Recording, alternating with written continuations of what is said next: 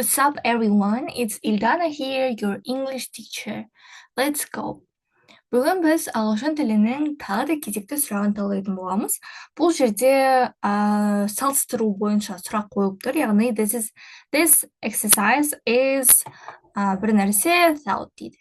Яғни бұл жұмыс ойлануға сәл қиынырақ дейді.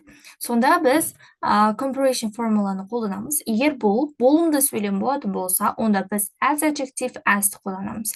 For example, as difficult as.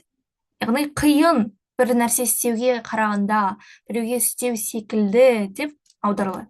Негатив бұл болымсыз түрі, яғни бір нәрсе негатив жағынан болмайтын болымсыз сөйлемдерді айтқымыз келсе, онда not as difficult as-ті қолданамыз. Яғни бұл жерде not деген болымсыз білдіреді. Not as difficult as деген бұл мынаған қарағанда қиын емес деген мағынаны білдіреді.